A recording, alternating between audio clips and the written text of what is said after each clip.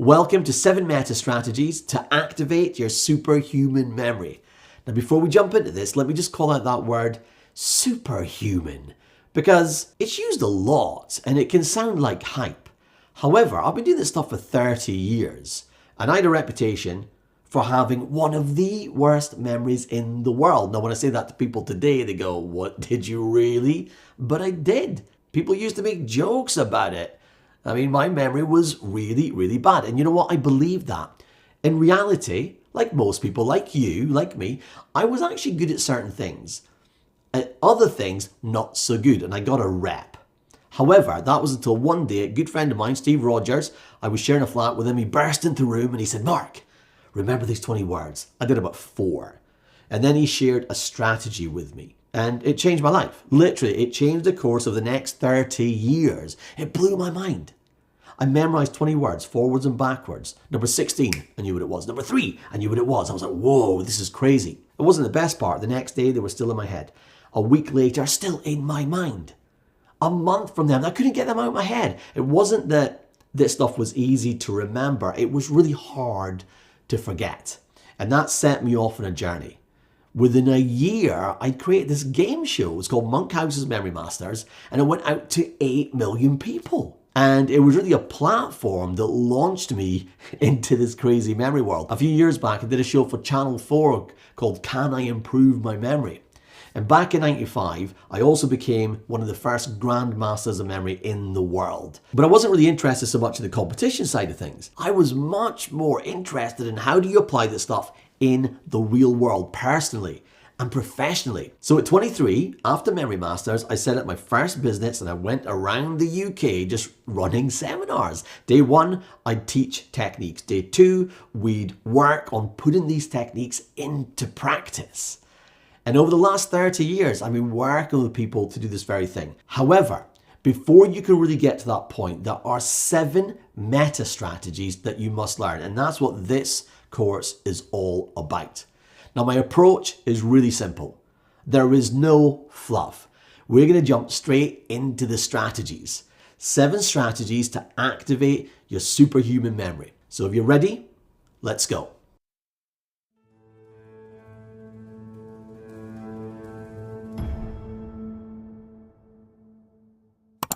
To understand the 7 meta strategies, first of all, let's baseline memory. What do I mean by this? I have a very holistic approach when it comes to memory. So it's not just about information or experiences. Memory impacts every aspect of our lives.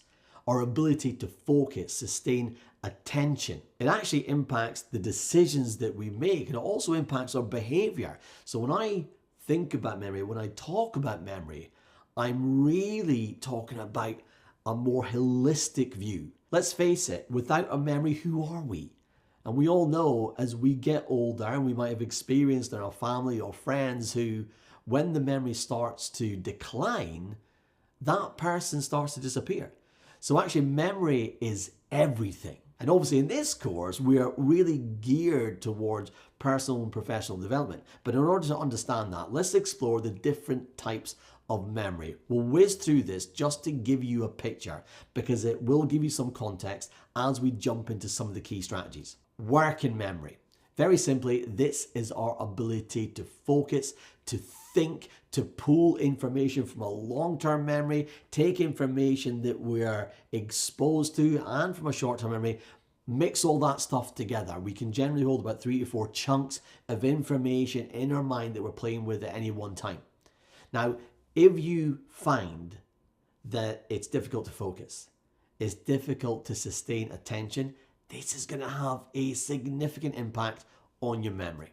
That was my problem. You know, my memory was actually pretty good, but back in the 90s, when I had this kind of rep for having a bad memory, it was more about my focus. And you know what's interesting? I could actually focus, but what I couldn't do is really sustain attention because I had all this stuff in my head. I just had lots of ideas.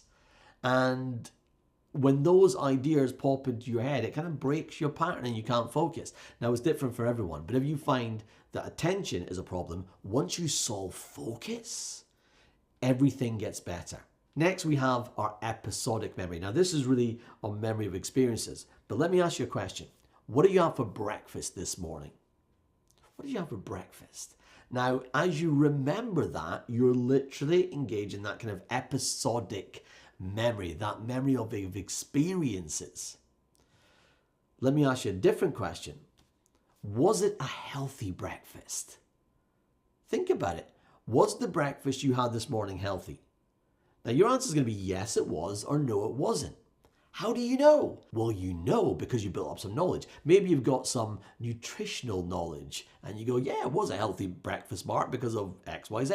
Or maybe it wasn't such a healthy breakfast. It's lots of sugar in there, but you know this because you built up that semantic knowledge, that information. Let me ask you a different question. Why did you buy this particular breakfast?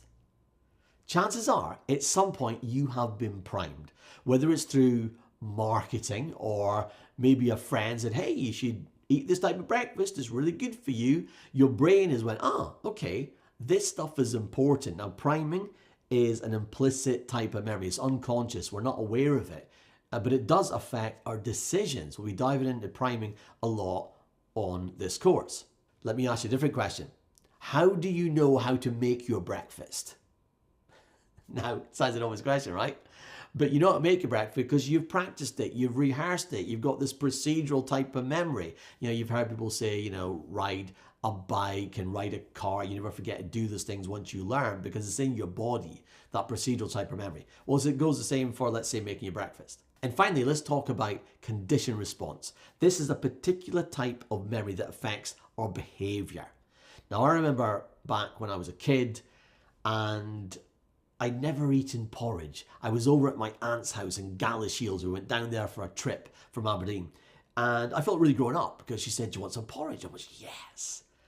But what she did stuck with me for the rest of my life. She put salt on the porridge. Now in Scotland, this, believe it or not, was a thing. I didn't know this. I was a kid. I thought she put some sugar on it. I was like 4 years old. This was the worst thing I ever tasted. I was like, ugh, this is disgusting. I could never eat porridge again. Literally, for about 30 years, I never touched porridge. I actually quite like it now. But back then, it conditioned a response. Every time I thought of porridge, I'd have this taste in my mouth, and I couldn't look at the stuff, and I definitely couldn't eat it. So as you can see, memory is everything. It impacts our focus, what we remember in terms of experiences, our knowledge that we build up, our expertise, but also our decisions and our behaviors. So the reason I share this with you is to give you context, to give you some context that memory is more than just knowledge. It impacts who you are.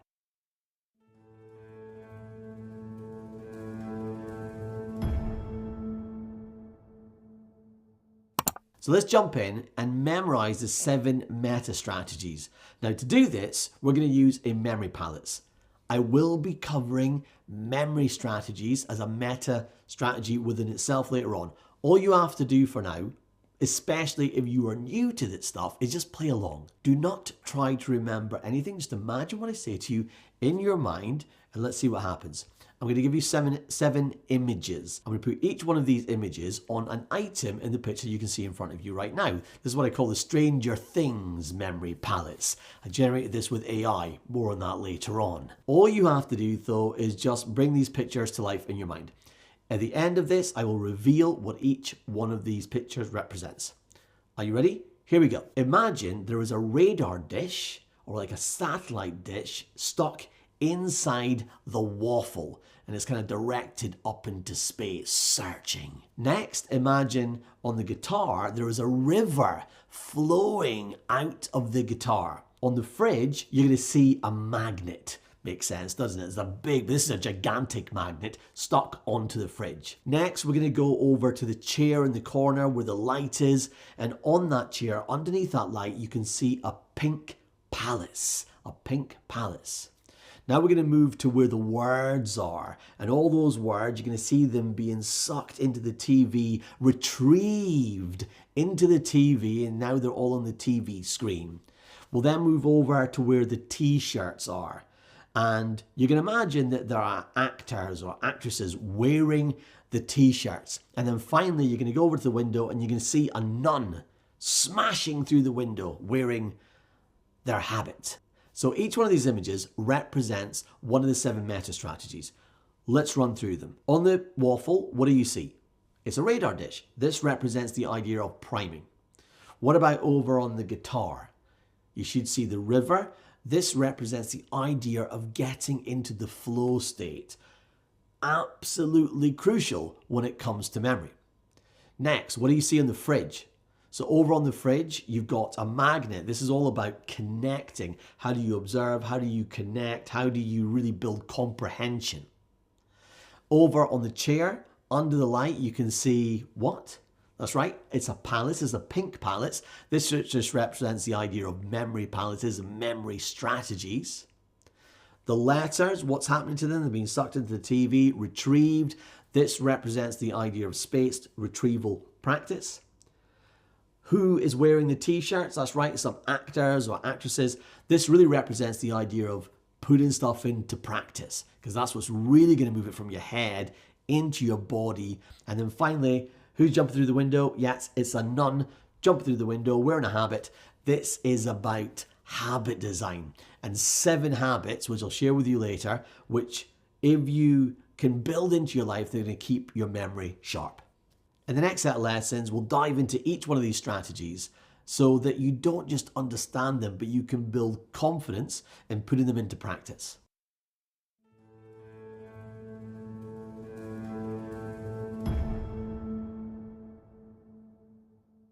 Priming sparks your interest. It determines what you pay attention to. It's going to increase levels of focus.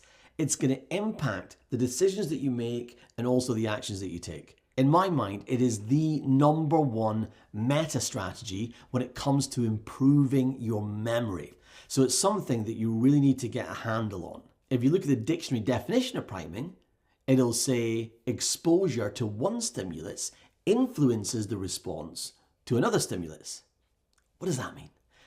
I like to think of it like this. Imagine you go buy something. Now, it could be something like an item of clothing or a gadget, or maybe something really significant, like a car. And after you buy that thing, what tends to happen? Now, my bet, because it's happened to me many times, and I'm guessing it's happened for you, is that you start to notice that other people have the same thing. You see that item of clothing. Oh, that's mine. You see the gadget. You see the car. Happened to me many years ago. We bought like a Citroen, a red Citroen, and then I noticed the neighbor had exactly the same car. I was primed. What has happened here is my brain has said, oh, this thing is important to you. Don't you worry, I've got your back. I'm going to tell you whenever I see something similar to this. My brain was primed. It started to unconsciously pay attention to these things because priming is an implicit, unconscious type of memory. Let's put this into practice. I want you to look around the room. Now, I don't want you to try and remember anything, but what I do want you to do is just observe as many things you can see, as many objects which are either square or rectangle shaped. You have 10 seconds, go.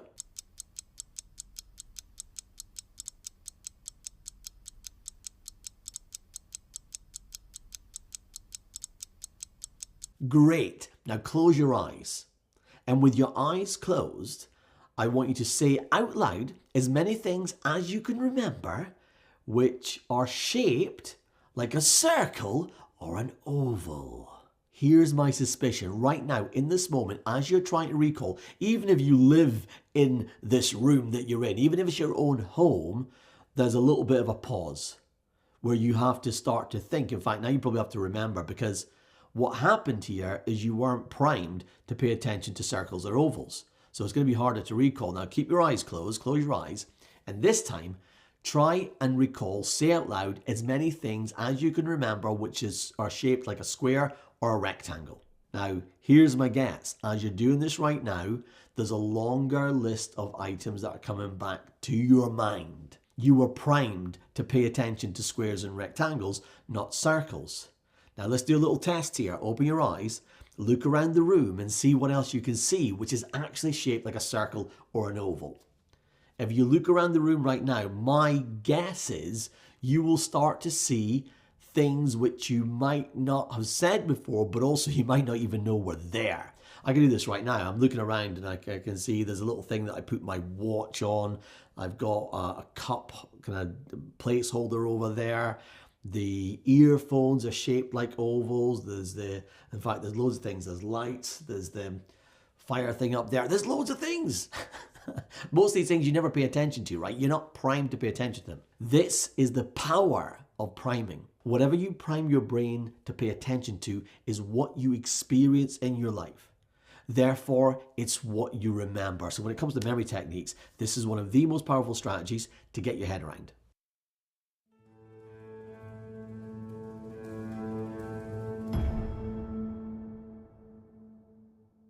There's a couple of different ways to prime yourself. The first one is the easiest thing imaginable. All you have to do is ask yourself a question. In fact, what you really want to do is ask yourself some good, optimistic questions, because that's going to really prime you in the most effective way. Now, what you're really trying to do here is filter out all the noise, all the stuff that is unimportant to you, because when you do that, then you get a different level of clarity, you get a different level of focus, and you end up remembering the things that you're priming yourself to remember. So let's play this through a few different type of examples. Let's start with reading, watching, and listening. So let's imagine you want to read a book and you want to prime yourself for a book. The first thing you're going to do is you're going to ask yourself some good, optimistic questions. It could be something like, what will this book give me? What do I think this book is about? What are the benefits in this book? What am I going to learn from this book? How will I put what's in this book into practice? You get the picture? Now, it can be any type of question that gets you curious, that sparks your interest. And you can guess, because guessing is a great way to prime yourself. Ooh, what are things inside this book? You can even look at the table of contents and then just guess the contents just by doing that. And when you do this, when you actually read it, you're going to do some matching and mismatching, which, as you'll find out later, is going to help us remember. You can do the same thing when you're watching something.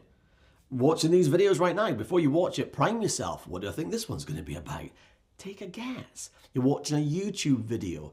You're watching someone at a conference, at a talk. What do I want to walk away with here? What do I want this to give me? Likewise, when you're listening to either audible books or maybe podcasts, prime yourself before you listen. Again, why do I really want to listen to this? You know, how is this going to show up in my life? Where's the value? You can hear these are all primer questions because they get you to search for the reason why you want to do something or what it's going to give you. And what this means is when you start reading, your interest is going to be spiked. And we all know when your interest is spiked, you remember more. I mean, I spent 10 years going around schools teaching study skills. And I didn't start by teaching memory techniques. You got a bunch of teenagers in the room. The first thing you have to do is spark their interest. Because once you spark their interest, whoom, now you've got a different level of engagement. You have to play this game with yourself. And that's what priming is really all about. And so another thing you can do if you want to prime yourself is prime yourself to get playful. Because you know what? That is the ultimate state for so many things. But when it comes to learning, when it comes to memory, playfulness is just one of the best states that you can be in. Think about it. When you're playful, there is no anxiety. Anxiety weakens the brain. You cannot learn in that state. You can learn in a playful state. That's really useful. Now, there's other ways that you can prime yourself other than questions. You can use prompts, things in your environment that prime your brain, that remind you about something. And if you do that consistently, then you don't actually need the reminder anymore because it just becomes part of what you do. Let's look at an example. Let's imagine that every morning, what you really want to do when you start work is think about the 1 to 3 things that are the most important things for you to do that day. Get a post-it note, write the word prime on there. Stick that post-it note on your computer. What's going to happen? Tomorrow you sit down, oh, I can see that post-it. What's that all about? Oh yeah, I'm going to ask myself that question. What's the most important thing for me to achieve today? Great, okay. You do that for 5 days, all of a sudden it just becomes something you start to do. You're primed. You've actually done a few things here. You've used conditioned response as well. You're conditioning yourself to respond in a certain way, which also primes you. Now that later on, I'm going to talk a little bit about habits. And if you haven't been on my 5-day course, it's actually BJ Fogg's 5-day course, but I'm one of the coaches that run it. It's called Tiny Habits Method. Just email me, I will get you on there. It'll show you how to do behavior design, which really taps into this idea of conditioned response and it also primes you. But back to priming in your environment, the second thing you might do as an example, let's say you want to take vitamins every day. So just put your vitamins beside your cereal or whatever you have for breakfast. You go to get your cereal and then you see the vitamins. Now you're primed, now you remember. Again, do that for 5 days, you start taking the vitamins, then it's just something that you do. Let's imagine you want to prime yourself to improve your memory. That's why you're here, right? One of the easiest things you can do is just open up school. Open up the app, whether that's on your mobile or whether that's on the website. And you might do this in the morning, after you start your breakfast or after you finish your breakfast, open up the school app. Open up Memory School. And when you're in there, now you've got a choice. Maybe you watch a little lesson, maybe do some memory training, maybe you read a post that someone's written, maybe you interact with the post, maybe you create your own post. You do this for 5 days, you do this for 30 days, you are completely primed. And here's the power of priming. It's not just that you do that one behavior every day. When your brain is primed, you've essentially told it, hey brain, this activity is important to me, to us. We should do more of this stuff. And what this means is that you then go from just a technique to thinking about how do I apply it in the real world. And this is where the value really shows up. By priming yourself, let's say once a day, you'll start to find you'll think about it while you're at work or while you're out in, it could be a social situation, whatever it is for you. Finally, you can also prime yourself around your beliefs. Now, many years ago, I worked with a client, her name was Jo, and she was taking the California bar exam, and she'd previously done some memory techniques, and she was really good at it. Now, I did a bit of work with her on that, and we kind of looked at how she might be able to dial certain things up.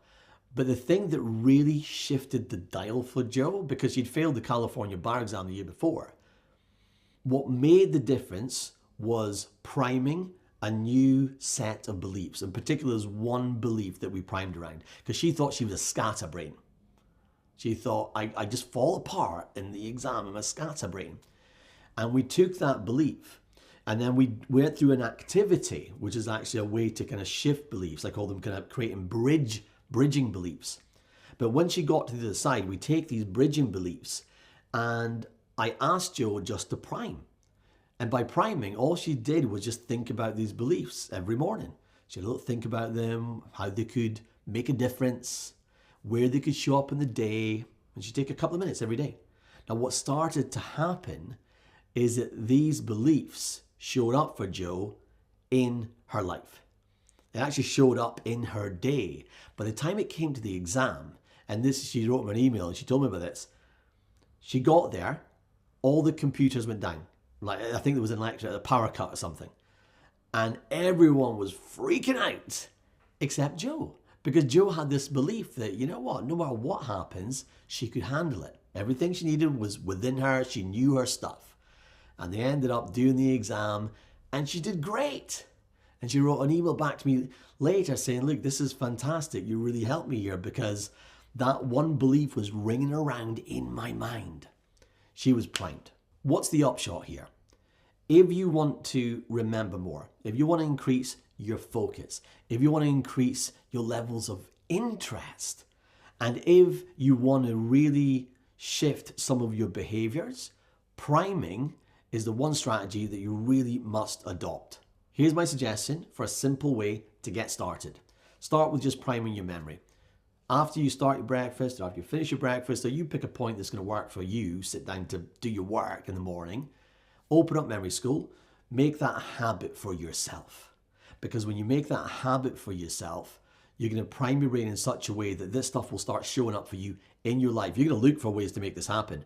Or you may just end up posting a question in memory school and say, hey, how can I do this? And by doing that, now your brain is going to go, yeah, okay, this stuff is important. Let's skill you up.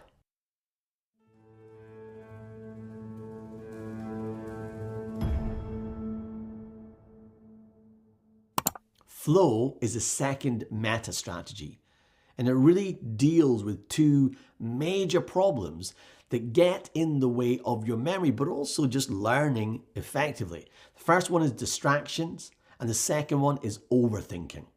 Now, as it turns out, we are literally creatures of distraction. Our brain goes in and out of attention 4 times every second. It's crazy. It's literally always scanning the environment to see if there's something more important it should be paying attention to. This is not good when it comes to our ability to focus, and particularly when it comes to our memory. The second thing is overthinking. And this is essentially where you're either ruminating about the past, or maybe something stressed you out earlier in the day. You had a conversation with someone and there's something you did that didn't work out, and now you're lying in bed and it's just spinning around your head. Or maybe you're worrying about that presentation you've got to do, or that thing that you're working on. You can't quite get your head around. You can't really get it into your head. And we think about this in the context of memory. And all of that stuff produces anxiety. And anxiety weakens the brain. It's going to weaken your levels of focus. So your ability to get into these focus states, get into that state of flow, is really important when it comes to improving your memory and your effectiveness when it comes to learning and consuming and understanding anything. Now, there's someone called Mihaly Csikszentmihalyi. He's known as the godfather of flow. In fact, I think he actually termed the word flow. And he did a lot of research. And what you can see in this mind map is the types of things people said when they were in that state of flow. So just have a look at it for yourself and ask yourself, which one of these can you relate to? How many of these could you go, oh yeah, when I'm in that state of flow, and we're talking about being in the zone here, that's what it feels like. I know for me, the one that really stands out here is that idea of timelessness. Look, we all felt this way when we were kids, right? We played a game and it would feel like hours, and we kind of get lost in that. And as we get older, maybe with the pressure, maybe some anxieties, it's harder and harder to get into these states. But when you hit it, your focus is just there. You don't have to force it. It just happens. You're in that state of flow. And in that state of flow, and there's usually a level of playfulness there, it's way easier to learn. Why? Because you're usually super interested, right? Things go in easier. Things stick. I know as an actor, I was an actor for like 15 years. When that state happened, particularly when you're on stage, you'd walk off stage and you'd usually have a conversation. You go, wow, that scene went really well. It's not something you felt you could recreate because you were so in the moment. You couldn't really analyze it afterwards. You just knew it was really great. And that's the thing with flow. You can't really force it. However, you can construct an environment where it can thrive. And that's what we really want to jump into. So when you look at Mihaly's work, there's 3 ingredients that you can use to help you get into this state of flow. And it's actually really simple. The first 2 are actually priming yourself. You're asking yourself, what is it that I actually want to achieve here? You want to get a clear goal. And the second thing is why? Why do I want to achieve it? Now, this is a great priming question because what does it tap into? It taps into your interest. It sparks your interest. What's this going to give me? Why is it important? Now, once you're primed, the third step, which is really going to activate that flow state or get you closer to it, is to play with the levers of challenge. What do I mean by this? Well, look, if something is uninteresting, you want to make it more interesting. If something is complex and overwhelming, then you want to make it easier. You want to take a little bite out of it rather than try to swallow the whole chunk. And if something is causing you anxiety because it's piling the pressure on you, then you have to release some of that anxiety. Again, you have to find some way to make it easier. Now, what I found over the years is the simplest way to get started is just to think about how can I make whatever this is that I need to do a game. And the simplest way to make something a game is to use a timer. So let's play this out through a few different scenarios. And by the way, as I'm playing these out, think about your own world, your own particular situation, and think about, let's say, what is some of the uninteresting things which involve memory. What are some of the complex things you have to do which involves memory? And maybe what are some of the things that put you under pressure, again, which involve memory? I'm going to give you some examples, but really think about your own world as I'm talking through this. Example number one, there's something uninteresting you have to do. I'm just going to suggest that you have a document, there's a report, and there's some information in here. It's important, like it's something you have to do, but it's not the kind of stuff you enjoy. We've all had that. So what do? Okay, we're going to use the 3 steps to get into flow. Step 1, I'm going to ask myself, okay, what do I want to achieve? Okay, what do I want to achieve? You know what? I just want to consume the key ideas. Great. Starting to prime myself. Why do I want to achieve this? You know, once I've done this, it'll feel like I've accomplished something. And you know what? Because it's really boring, because I don't like it, I'll probably feel even better that I've been able to motivate myself to do it. And actually, there's going to be value because I need to use it in this meeting that I'm going to. There you go. So now you're kind of primed. You've ever so slightly raised your levels of interest. But now what you want to do is you want to make it more challenging, because remember, this stuff's boring. So you just start a timer. You go, you know what, in 30 minutes, I'm going to see if I can just create an outline of the key ideas. You don't even have to memorize this. You know, pick something that is achievable. It's not too much, but it just amps it up a little. You kind of raise the stakes. 30 minutes, off you go. Here's what starts to happen. Now, because you're primed, because you're interested, because the clock's ticking, this isn't so boring.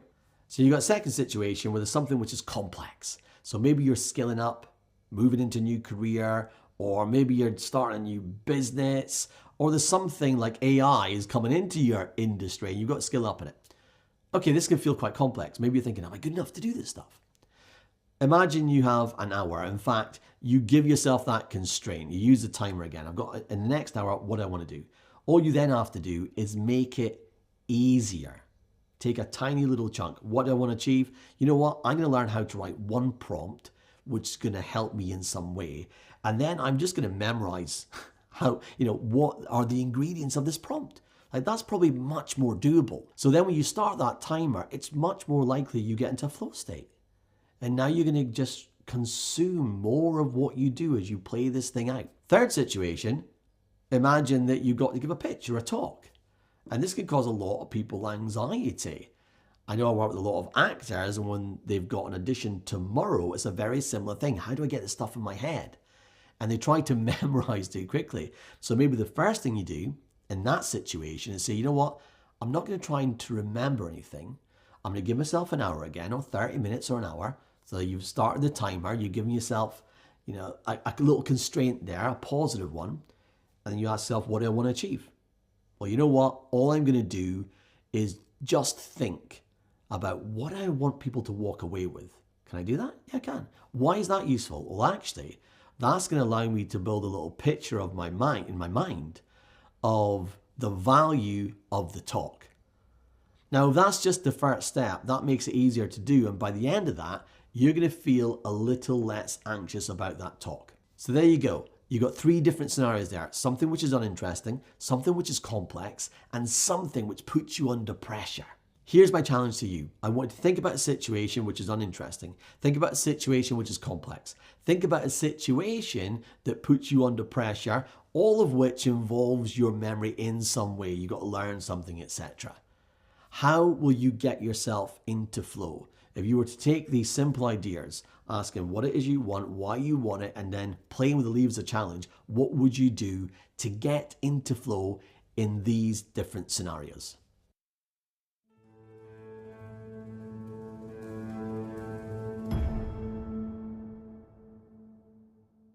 I always say to people, the question isn't, should I meditate? The real question is, what do I need to do to start meditating?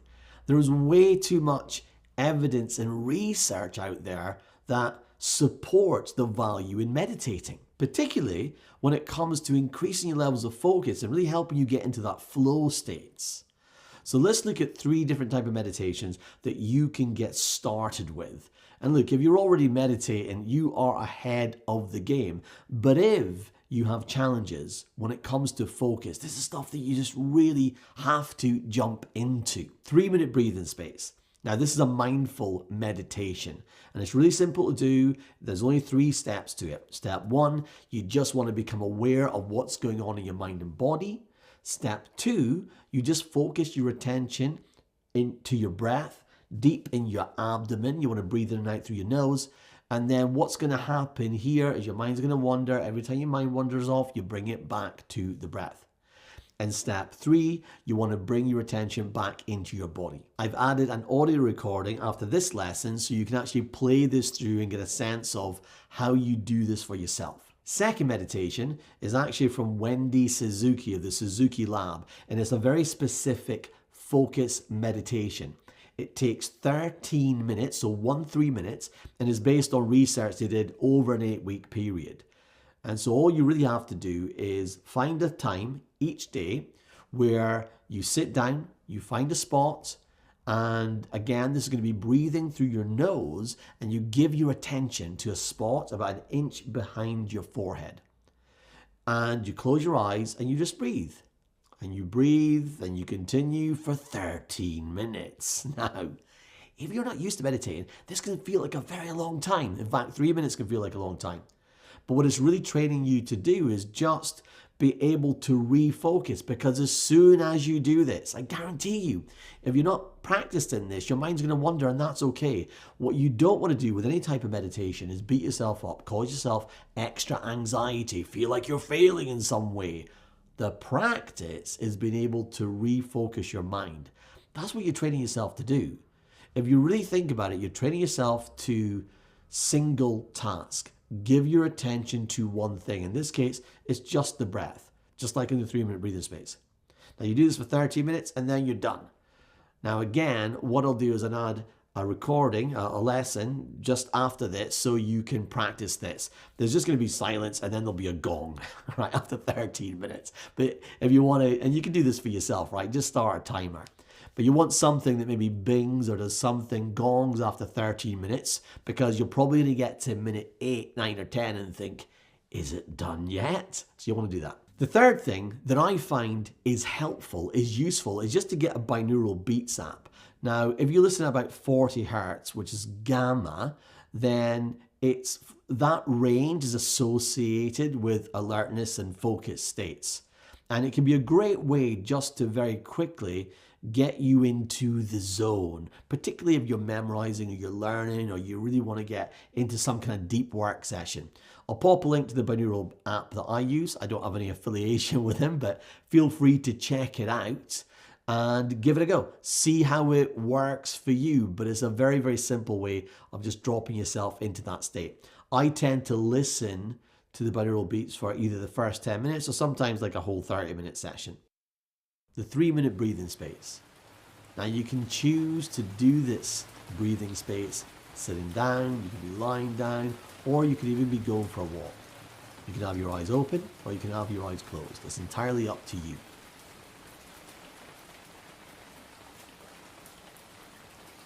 Start to become aware of what's happening in your mind and body.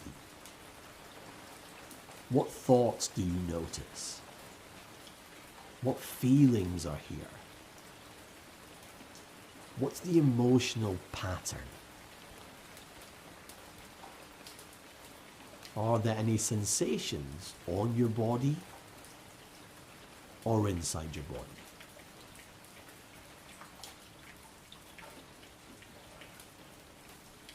Don't try and change anything, just raise your awareness of what's happening right now.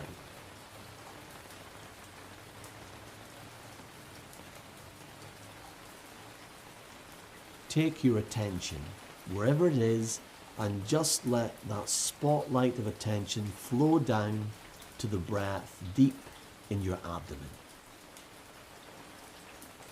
Breathe naturally for the full inhale and the full exhale.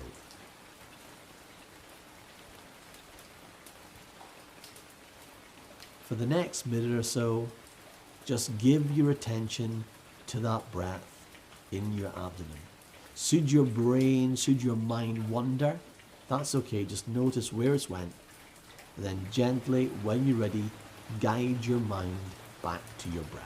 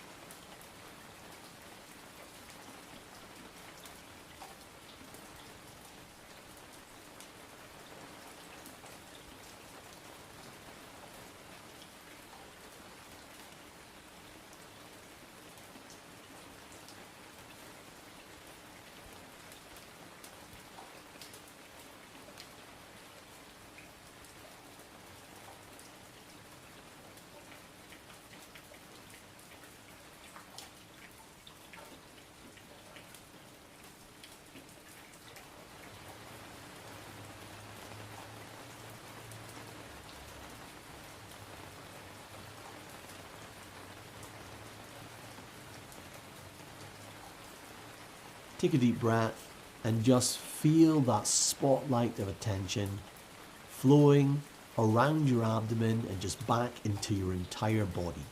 It's almost as if your entire body were breathing right now.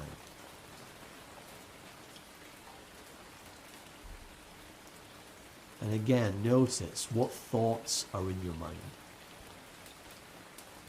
What feelings are here? What's the emotion? Any sensations on or inside your body? And when you're ready, just bring yourself back to this moment. Bring yourself back to your body. Okay, there you go. That's 3-minute breathing space. And yeah, that's pretty much it.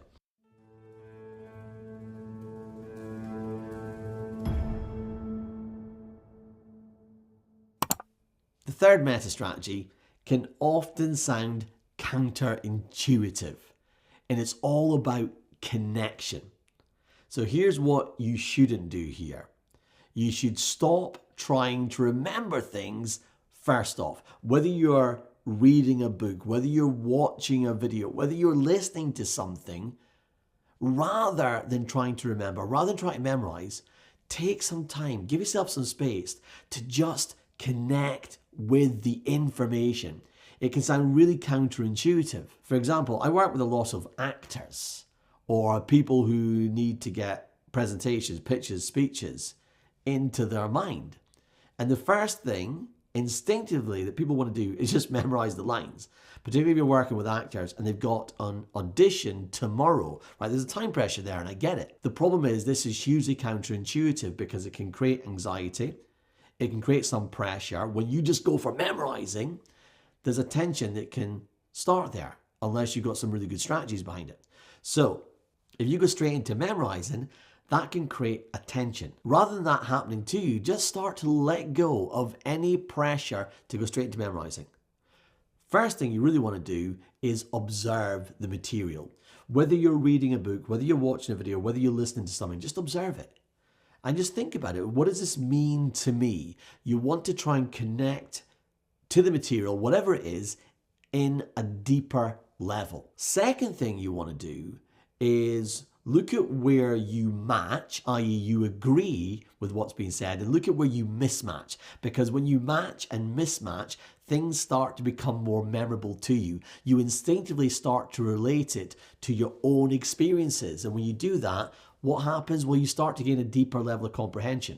In fact, everything that I'm talking about here is about comprehension, getting underneath the skin of things, understanding the intention behind things. And when you observe and when you connect and when you match and when you mismatch, this is what starts to happen. You can really ramp things up by using metaphor, because metaphor really builds deep comprehension and understanding. It gives you this kind of frame of reference that allows you to think more deeply about the information. Now, if you're not a natural at coming up with metaphors for yourself, just jump on a ChatGPT. Go in there and ask it to create a metaphor for the thing that you want to learn. It's going to give you something. Now, what's interesting about this process is the first thing it gives you is probably not very good. And so then you've got to have this conversation. Meanwhile, it helps you to think more deeply about it. I've actually put in a little example on this lesson where I asked ChatGPT to come up with a metaphor that described the different parts of the brain that were involved in work and memory. And it did that. I used a chef's kitchen for it. Go check it out. Let me know what you think. But more than that, why don't you try this out for yourself? Think of something that you want to learn that's maybe a little bit complex. You try and get your head around and then work with ChatGPT to come up with a metaphor. Or if you don't want to do that, just think about it yourself. Ask yourself, what would the metaphor be that I could use for this? Now, the next thing that you can do if you really want to connect with the information, and this again can sound a little bit counterintuitive, before memorizing, you want to do something that I've referred to for many years called active daydreaming. Now, an actual fact, when I read Barbara Oakley's book, A Mind for Numbers, she talks about diffuse thinking, which is essentially what this is. So before I knew about the term diffuse thinking, this was many years ago, I came up with this idea of active daydreaming. And it's really when your brain goes into this default mode network. And we experience it when either you're going for a walk, you're in the shower, and you're kind of all chilled out. It's a light kind of focus. It's kind of that daydreaming state. And then things pop into your head. Well, actually, it can be useful to go into this state, in and out of that state, while you are consuming information. And so what I mean by this is that, let's say you're reading a book and you're connecting, you're observing, you're matching, you're mismatching, or you're thinking about metaphors for some of that more complex stuff.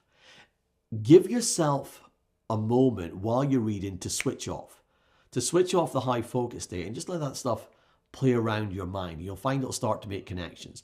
And then you can go back in to the information. So after you've finished consuming the information, so let's say you read a book, for example, take yourself and go for a walk and just lightly have that swirl around in your mind, because that's going to help you make connections. You actually see that show up quite a lot if you mind map. Now, I will do a whole playbook on mind mapping and visual notes and note taking, but to give you a little teaser around this, when you mind map, you're switching between two states. Highly focused states, when you're thinking about information, and then when you start to color in or draw or doodle, your mind enters this active daydreaming state. And so it allows you to switch between focused and unfocused. Switching between these two states is really useful when it comes to learning, comprehension, understanding. So as a challenge for yourself, pick a video, it could be one of these lessons, and rather than making notes or rather than trying to remember everything, just watch it, connect with the information, think about what it means to you first, and then just take a little break. Let you go into that active daydreaming state, and then come back and maybe watch it again, and then make some more notes, and then try and think about where you would apply this stuff for yourself.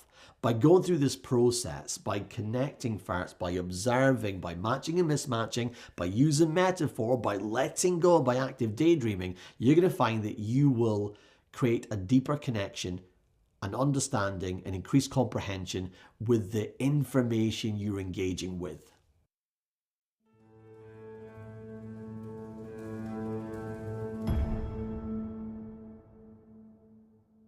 Meta strategy number 4 is the secret sauce. When I talk about superhuman, this is the strategy that gets you there. Now, memory techniques have been around for thousands of years. So this stuff is not new. It's literally been used time and time again over the generations. However, one of the biggest blockers that I've experienced in my own lifetime, having seen this stuff, is having people go from, let's say, learning some of the techniques, which I'm going to share with you today, and then putting that stuff into practice. And obviously, in memory school, that's what we're trying to do. We're trying to bridge the gap here. But before we can get there, we have to learn the basics, and then we also have to learn the advanced stuff if we want to do advanced things. But actually, once you get the basics, you can just get going and start putting it into practice in the real world. A little word of warning. Memory strategies are a skill. And so, like most skills, there's good news and there's bad news. The good news is it's a skill, so anyone can do this stuff. The bad news is It's a skill, and that takes practice. It takes effort. It takes some energy. Now look, I'm going to make this easier for you. The fact is, you're on memory school here, and we're going to make this whole journey easy for you. We're going to show you how to incorporate it into your life so that you don't have to work so hard. But you do need to understand that this is not a magic bullet. Things don't happen immediately. Now, for some people, you might have a moment immediately and you go, wow, this is great.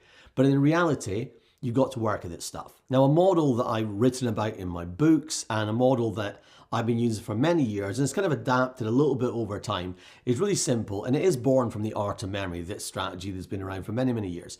But for me, there are 4 key ingredients that if you can get these all working together with memory techniques, then things become very sticky. When I say things, I mean memories. They become sticky. In fact, if you get the recipe right, they almost become unforgettable, and some will, even with just doing it a few times. In reality, for most things, our memory, we have to review, we have to really strengthen. The first ingredient is just learning how to use your imagination. How do you bring things to life with your imagination through multiple senses? Now, when people talk about memory techniques, they will use the visual aspect a lot. And it is, you get really good at visualizing when you practice using memory strategies. But it's not just visual. You want to really be able to practice bringing things to life with all of your senses. You can see it, you can hear it, you can even imagine smelling things, you can taste things, you can touch things. The more you can bring something to life with your senses, the more real it becomes for you. In fact, the more visual it becomes. Now, there's another aspect to visualizing, bringing things to life that makes it really sticky, and that's emotion. If you can add emotion into a memory, then that thing is really going to stick. So when I talk about imagination, I'm talking about getting all of your senses involved, and I'm also talking about getting emotion involved. The second ingredient in creative memorization is association. Your ability to make connections, to associate things together.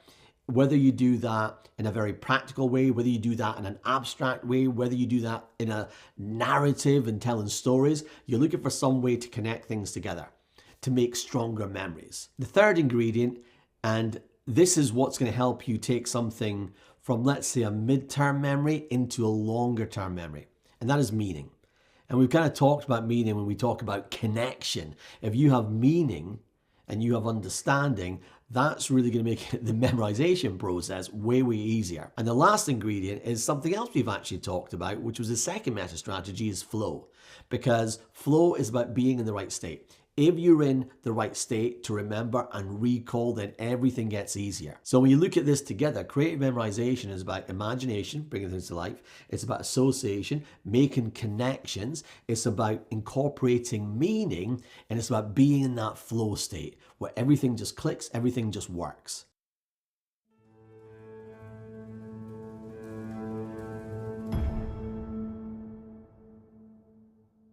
So after listening to the idea of creative memorization, you might be wondering why use memory strategies. In fact, a question a lot of people ask me is, isn't it easier just to remember? The simple answer is no, and there's a reason that you're here, right? You want to get better at remembering. But when you first start doing that stuff, it can feel like there's a lot of stuff going on in your head. And so you're going to learn about techniques called the chain method and memory palace and creative words and various other things.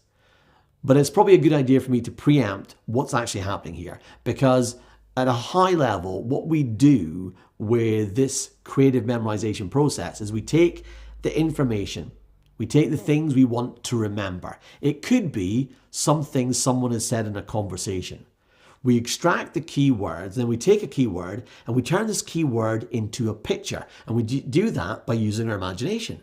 And then we might connect it to something. Let's say over here, I'm looking at a computer, and I'll throw that picture on my computer. That becomes very memorable. You'll learn about that when we look at memory palaces. And we do this for each of the key words. Now, because we've got very good visual and spatial memory, stuff sticks in our heads. And then all we have to do is look at the picture and go, what does that mean? And then we're reminded of that conversation and the 5, 10, 20 things that were said. And when you get good at this, you can memorize a vast amount of information in a relatively short space of time. And it's much easier then to make stuff stick. So I just want to share this little, let's say, primer with you. So when we start jumping in and doing this stuff, you know that there is a path to where you get to a place where this will be really valuable in the real world.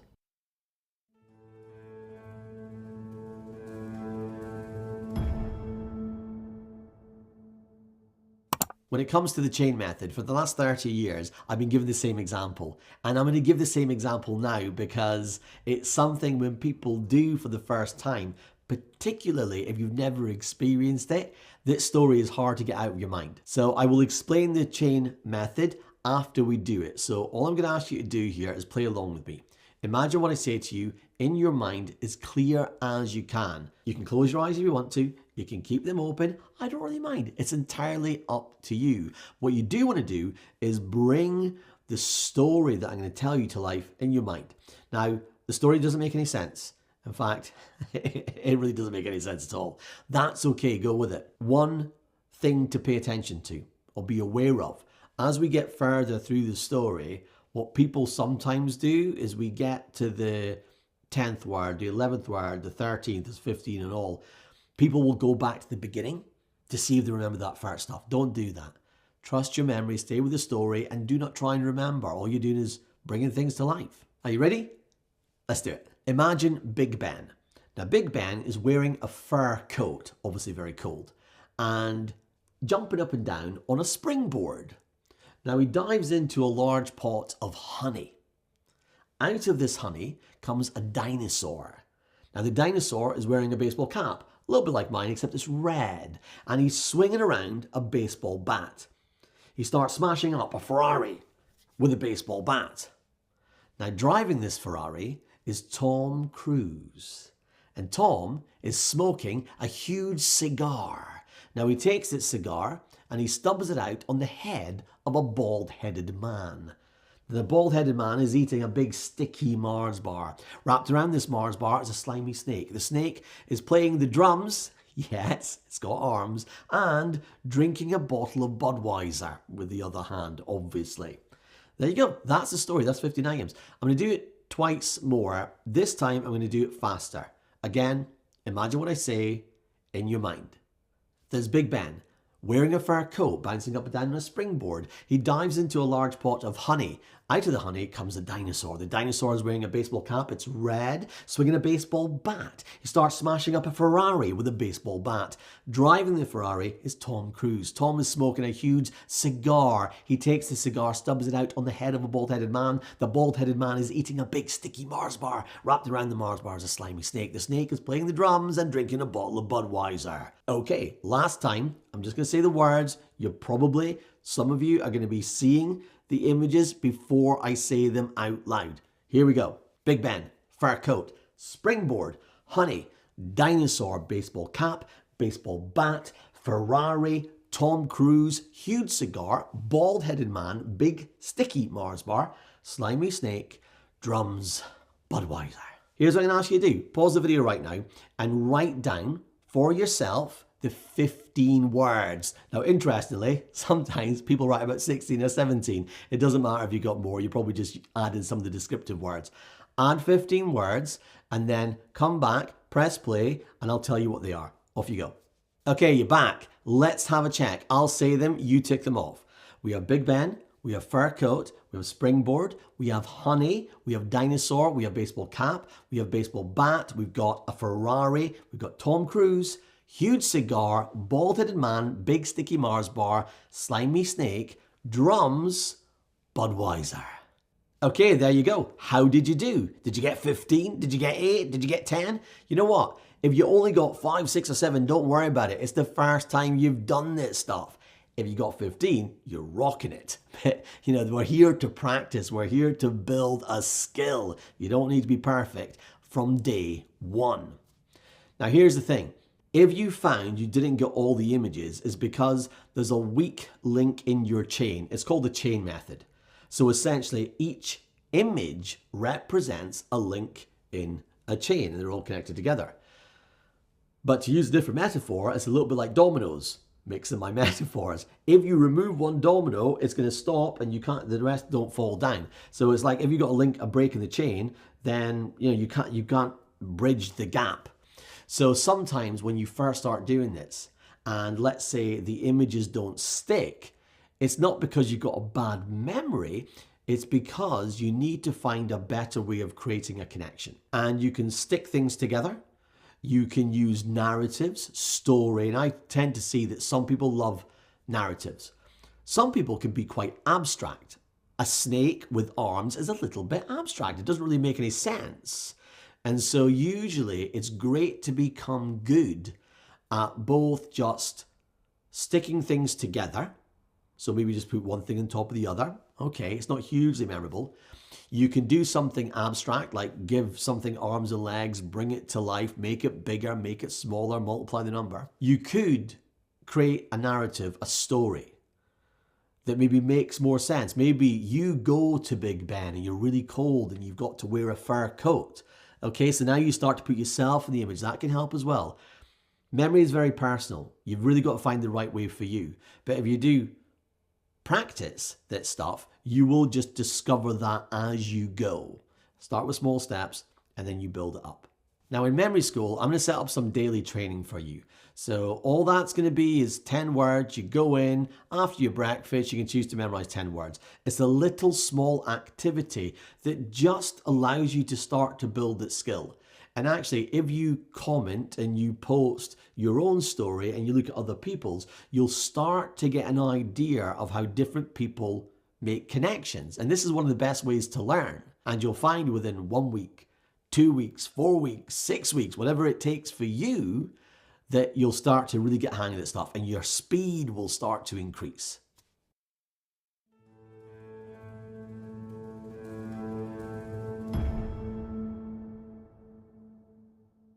Have you seen Sherlock Holmes played by Benedict Cumberbatch? If you haven't, don't worry about it. But if you have, then you will remember a technique, a strategy in a couple of the episodes.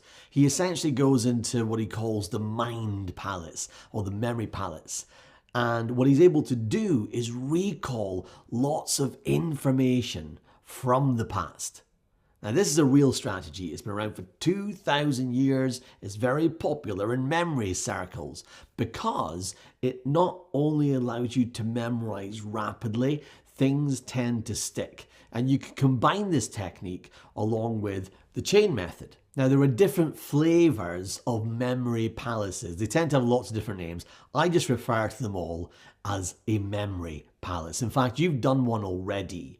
The Stranger Things memory palace. Remember, you've got the waffle and you've got priming on the waffle. You've got flow on the guitar. You've got connection on the fridge. You've got memory palace on the chair. You've got retrieval on the TV. You've got act in the t-shirt or taking action. And finally, you've got the nun jumping through the window. If you remember this, which represents the idea of habits. So you've already experienced a memory palace. One memory palace that I think is the easiest is called the body system. And just to play out step by step how memory palaces work, you pick something that you know. In fact, you don't actually have to know it. People always say, hey, pick a place you know well. You don't need to know it at all, but you just need to pick a place. In this case, we're going to use our body and we're going to use different parts of our body. So the body would be the memory palace and our feet, our knees, our thighs, are behind different parts of our body will be what I like to call the memory files. I mean, call it whatever you want. It doesn't really matter. They're essentially loci. This strategy all comes under the term the method of loci, the method of locations. And so you could use your body as a memory palace and different parts of your body's memory files, or you could use a room as your memory palace, like we did with Stranger Things, and you pick items in that room that become your memory files. Or you could use a journey from where you live to, let's say, to where you work. And locations along that journey would act as your memory files. Maybe the train station, the shop on the corner, the phone box. Do we still have phone boxes? You get the picture, right? So let's put the body system into practice. Same thing as usual here. I'm going to give you just 6 images. just to kind of demonstrate how this works. So nice and easy. All you have to do is imagine these images in your mind. You ready? Here we go. On your feet is a magnet. Yes, a magnet on your feet. Wrapped around your knees are a pair of binoculars. On your thighs, you are lighting matches. Don't know why you would be doing that, but go with this. You're lighting matches on your thighs. On your behind, you sit down onto a mat. It's a very rough mat on your butt. Okay. On your waist, there is a traffic light. And the light is going green for go. And this is on your waist. And then finally, on your chest is a cloud. It's a daydreamy cloud on your chest. Good. Okay, test yourself out. Pause the video. Work from your feet, your knees, your thighs, your behind, your waist, your chest, and see how many of those pictures you remember. Just do this now. Okay, let's run through them. And when we do this, I'll tell you what they mean, because actually what you've memorized here are the 6 techniques that we talked about on the 3rd meta strategy, connection. So go back into your Stranger Things memory palace in your mind and look at to see what is on the fridge. You'll see there's a magnet on the fridge. And you can also see now what's on your feet, a magnet. So this represents the word connection. We've essentially linked 2 memory palaces together now. And we can do that because our brain can do whatever we want. So the magnet on our fridge, when you think about that, you now also think about your feet. And you go, okay, this is about connection. And now we can see the different strategies. And so the magnet is about deeply connecting with the material, not just at the surface, looking at the intention underneath. On your knees, what do you see? This is binoculars. What do? You observe with binoculars. This is about observing rather than trying to memorize. What do you see on your thighs? Matches. So remember the technique? I talked about matching and mismatching. When you do this, when you match, you go, oh yeah, I know that stuff, or I like that stuff, or you mismatch, things become more memorable. On your behind, there is a mat.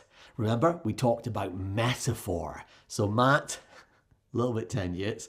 Mat sounds a little bit like met. So metaphor, you see the mat, but you say metaphor. On your waist, you can see a traffic light and it's going green for go. This actually represents the idea of letting go. Just let go of any tension, any anxiety. And then finally, on your chest is a cloud. And I think it was like a daydreamy cloud. This represents the idea of active daydreaming. Remember that technique we talked about? That diffuse state that you go into, the default mode network of the brain. So there you are. You've used a body system, memory palace, to memorize the 6 techniques that help you better connect with information, the 3rd meta strategy.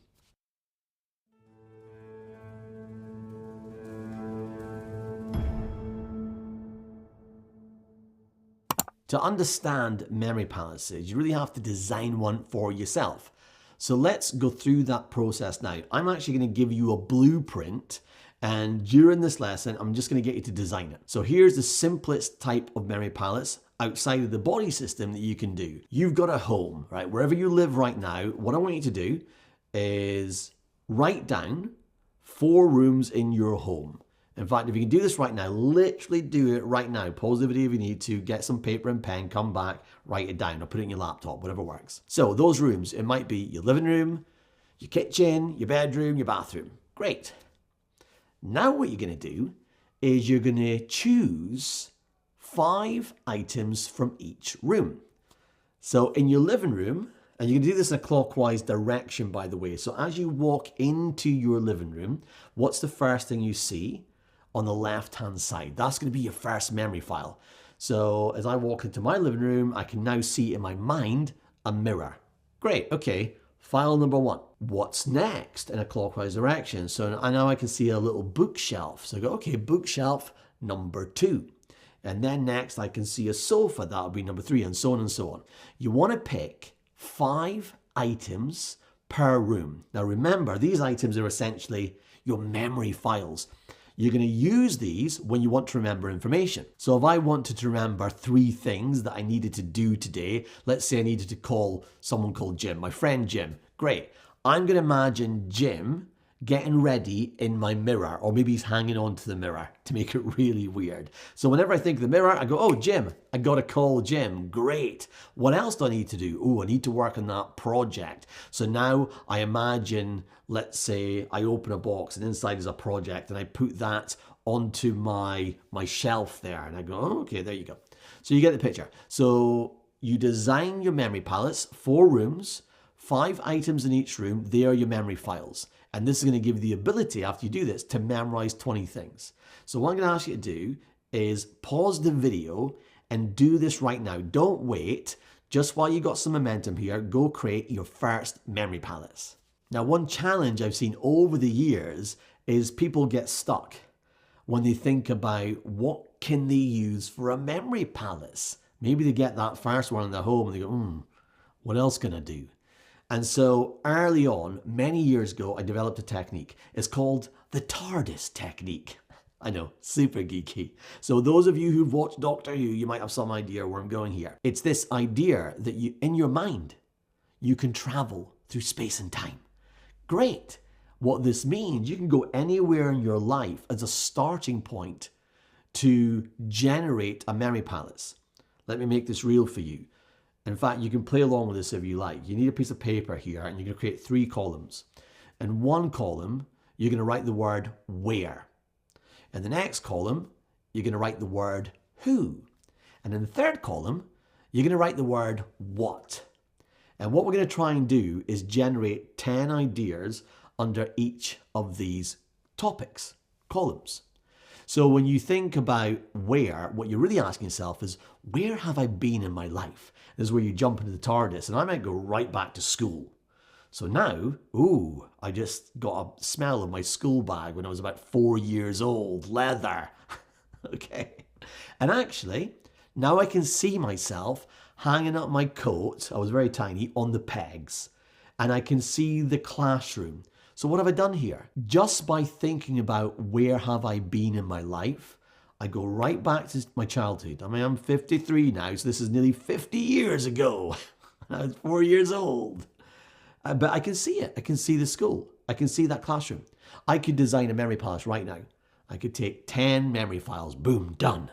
And that will probably lead me to another 10, maybe another 10. Let's think about the second column, who. Who do you know in your life? Who's the first person that pops into your head? Let me think. What happens for me? Oh, okay, Jim. Weird. Okay, so now I'm thinking of Jim. I did a show called Tap Dogs with Jim. I like Jim. When I think about Jim, I think about, when did I last see Jim? Okay, I remember. It was at the Stag Theatre. We were actually doing some filming together. Great.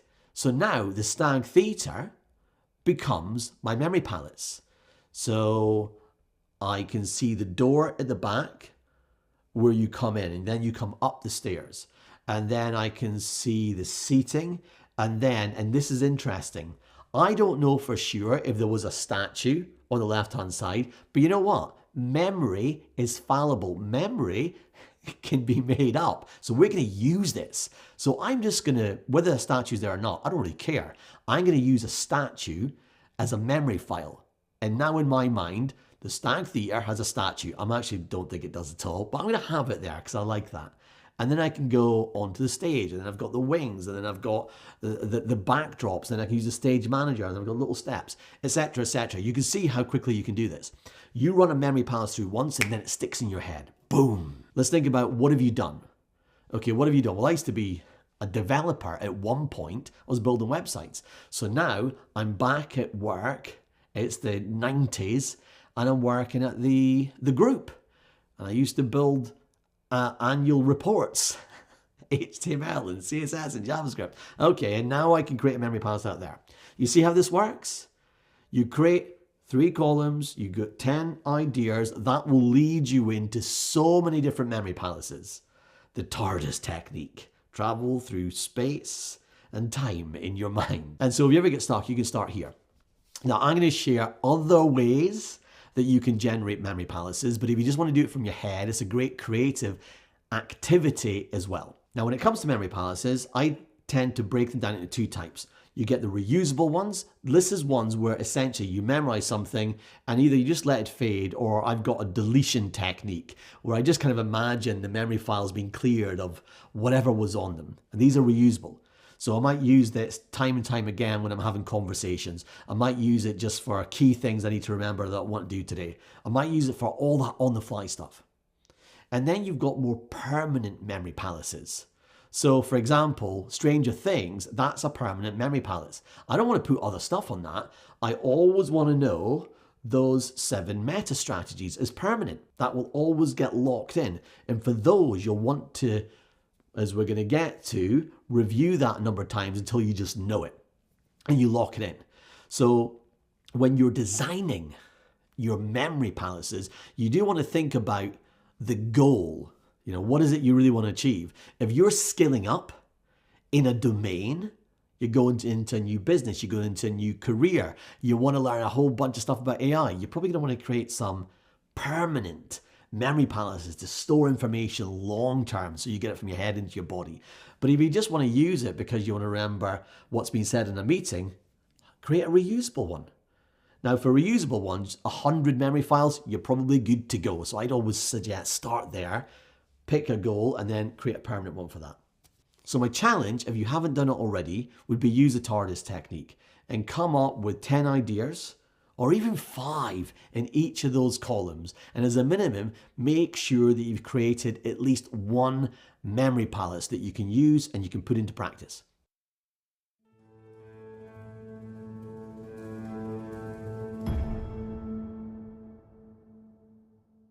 Now here's the thing, at some point you will most likely run out of memory palaces if you have a lot of stuff to learn.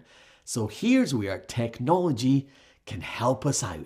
It can save us, it can be our friend. Many years ago, I don't know, 14 years ago now, it might have actually been 15 years ago, I jumped onto Google. It was the early days of Street View, and anyone who does the same thing as me, we all probably thought about this at the same time. Likewise with the VR world. I jumped onto Google Street View and I created my first virtual memory palace. Because on Google, you can jump in there, and I went to Aberdeen, and I went, I think it was George Street in Aberdeen, and I virtually created a memory palace. Now, when you do this virtually on Google Street View, I tend to use a slightly different process. I will put myself in one location, and then I will do a 360 degrees look around me, and I will take either 5 to 10. I always try and get 10 items in a circle, 10 memory files. And then what I'll do is I'll go a few clicks up the road, and then I'll get the next one. If you think about this, and you think about all the places you could go in the world, this literally gives you thousands, hundreds of thousands, millions of memory files that you can create if you really needed to in your mind. It's limitless. And when it comes to, let's say, skilling up, domain expertise, it means the problem of designing that stuff, which can be difficult and can be a blocker and cause friction, is just being solved for you. Fantastic. So in my mind, using things like Street View to design these things is a no-brainer. Takes a little bit of practice, but once you've done this a few times, relatively simple. So the other thing you can do with tech is just create AI memory palaces. I've been working quite a lot with ChatGPT. I've created a little thing I've called Memory Master GPT. It's not quite ready for people to go and use. It's a little bit buggy right now, but once it's ready, I will share this. And if you want to go in and use it, then you can. But I'm trying to get it working to a point where it can consistently create good memory palaces, just like the one you saw for Stranger Things that I did. That was an AI memory palace. And you've essentially got this, what looks like a 2D image, but then when you start memorizing around it, it can start to feel 3D. And there's a little strategy I use when there's something which is AI generated. I will essentially memorize while I'm looking on the screen the things that I want to remember. But then I will walk away from the screen and I will stand in the room and I will imagine that I'm literally in this space. So if it was a Stranger Things memory palace, I can see the waffle right in front of me right now. When I look over to my left, look, I can see the guitar. Oh, there's the fridge. I can see the chair. So I'm essentially imagining that I'm immersed in that space. Now, this can take a little practice, but once you do that, it means that it doesn't matter whether something looks a little bit two-dimensional. You can make it three-dimensional in your mind. And then we have the world of VR. And there are so many different devices out there. I've got an Oculus Quest, and there's an app called Wonder, W-A-N-D-E-R. And there's probably other ones out there as well, but this one's great. It basically uses Google Street View, but it's immersive. So you can go anywhere in the world. You can go to the Statue of Liberty, you can go to museums, you can go to the Grand Canyon, and essentially you can just immerse yourself in a 3D space and create limitless memory palaces and memory files. And so really nowadays, there is nothing blocking you generating these things so you can memorize as much information as you need or want to memorize.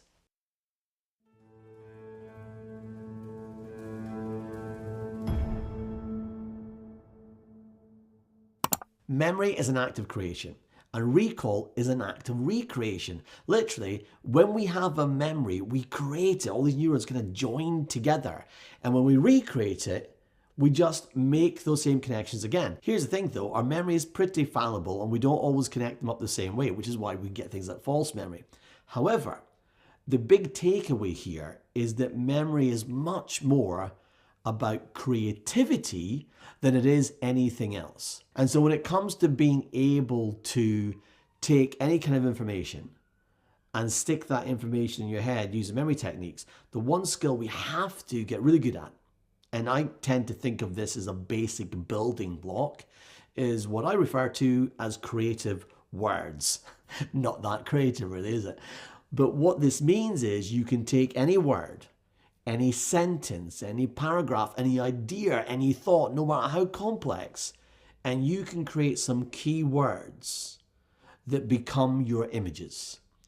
And a misconception that I've seen over the years, and particularly when it comes to memory palaces, is memory techniques are more thinking tools than, let's say, just memory tools. Yes, they help you remember, of course they do, but they help you to remember so you can think more deeply about information. And that's how you learn. So when you create a memory palace, what you've really got is a mental map in your mind where you can think more deeply about information. But in order to put things on a memory palace, you have to be able to take information, extract keywords, turn those keywords into pictures. And then you put those pictures on your memory palace, and then you have to ask, what does that mean? When you see that radar dish on that Stranger Things memory palace, you have to go, what does the radar dish mean? Oh, it reminds me of priming. It's actually priming. That's the real word. When you see the river flowing out of the guitar, you have to ask yourself, what does that mean? Oh, that represents the idea of flow. What do you want? Why do you want it? Play with the leaves, a challenge. Okay, got it. So let's practice doing some creative word, let's say rehearsal. I'm going to give you 3 words, and the first one's going to be super simple, and we'll get a little bit harder. First word, coat hanger. What do you see? Easy one, right? You see a coat hanger. Now, interestingly, some of you might see a wooden coat hanger. Some of you might see one of those wire ones. It will be slightly different for everyone. Second word, transformer. What do you see? Now, my bet is that many of you will probably see, was it Bumble from the Transformers?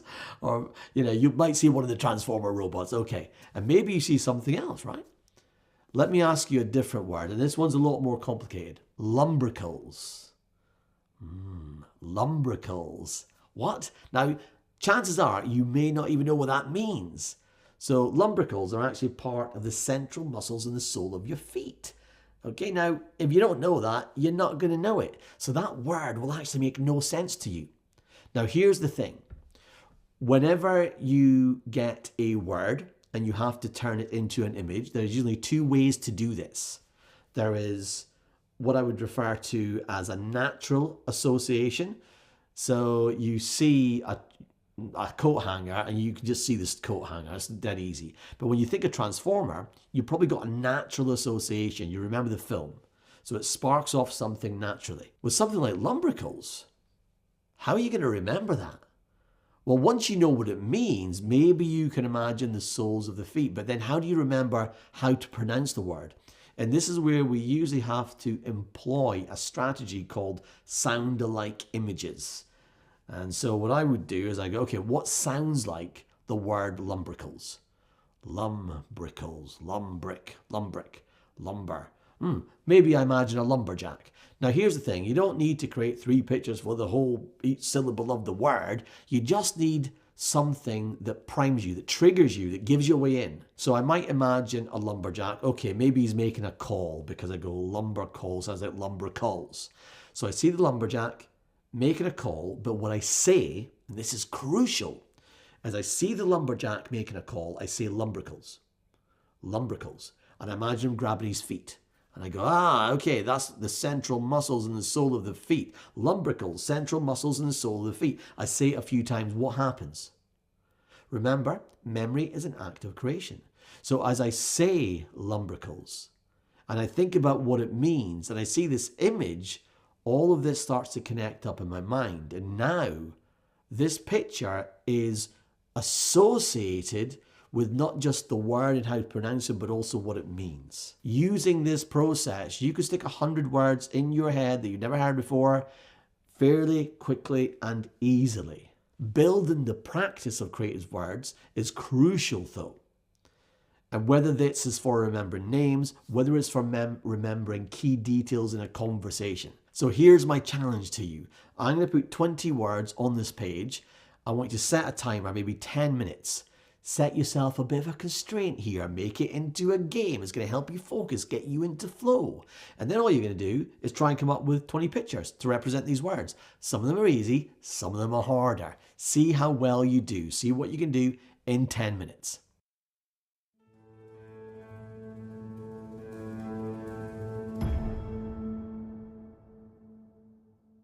Now you may want to watch this lesson a number of times to get your head around it.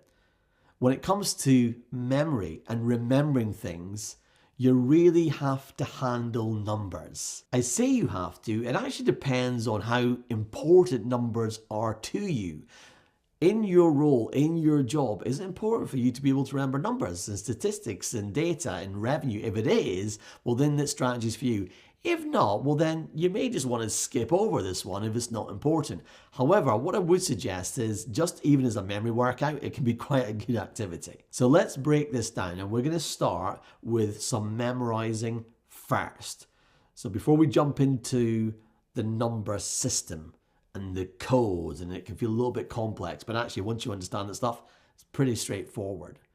Before we do that, we're going to do some memorizing. So again, here's a memory palace. We're in Piccadilly Circus here, and all I'm going to ask you to do is just imagine what I say. And we've got some words up here so you can, bring it to life in your mind. Here we go. Imagine on the sign, and I'm imagining this in the room right now, by the way, so here you go. As I look over here, I can actually see the big sign over there, and I've got a slab of beef on that sign. We're going to come down and we can see a lamppost, and I want you to imagine there is a chair. And maybe it's a big wooden chair or a rocking chair, make it interesting. Connect that to the lamppost. And then we're going to go over to gap. And I'm going to imagine throwing a lead bar through Gap's window. And then coming down Shaftesbury Avenue, just over there in the background, you can see hundreds of bells. And they're all chiming. Ding, ding, ding. Weird. Okay, they're chiming down Shaftesbury Avenue. And then we're going to come to the statue. And on the statue, you can see Dan. Someone called Dan. I see Desperate Dan. It kind of shows my age, right? But Dan is wearing a navy uniform. So Dan's in a navy uniform. Great. And then behind Dan, back over in that building, you can see a rattle. A baby's rattle. Maybe there's a baby, gigantic baby with a rattle. That's quite scary. And then finally, you're going to come down the steps and you can see that milk is spilt all over the steps. Got it? Great. Okay, we're going to come back to that. For now, let me share with you something called the major system or the phonetic system. It's been around for hundreds of years, but essentially how it works is that every single digit from 0 to 9, so there's 10 digits there, have a sound or sounds associated with them. Now, it's not the letter itself, it's the sound the letter makes. That's why it's phonetics. Now, as an actor, we did lots of phonetics because you have to learn phonetics to do accents. But for us, we don't need to worry about that. Let me just talk it through with you, and if it doesn't make sense, you can always pop a question in the community, and then we'll dig into it. Let's start with 0. So 0 is the sound S and Z, as in 0. Now, I will say one thing here as we're going through this, and maybe someone out there knows the reason behind it, but as far as I've been able to discover, there wasn't really a reason why certain sounds were associated to certain numbers. Maybe there is, and I've just never found it. So you just kind of got to accept that, okay, the sound S and Z is for 0. Now, I like to create a little association with these. So I usually go, well, the word 0 starts with a Z. So that helps us remember that 0 is S and Z. Next, 1 are the sounds T and D. Now, T and D, T and D, they both have 1 downstroke. Easy to remember. 2 is the sound N, as in not. Okay, not. So and an N has 2 downstrokes. Again, very easy to remember. 3 has 3 downstrokes. 3 has 3 downstrokes, but actually so has its sound, which is M. And actually, if you turn an M on its side, it looks like a number 3. 4. So 4 is the sound R, as we say in Scotland. We roll our R's, right? It's the sound R. And actually, the last letter of the word 4 is R, so it's the sound Moving on. 5, we have 5 digits, and if you look at this first digit here and your thumb, look, it's shaped like an L. So that's the sound for L. 6 has a few sounds, and people tend to find this one probably the most complicated one.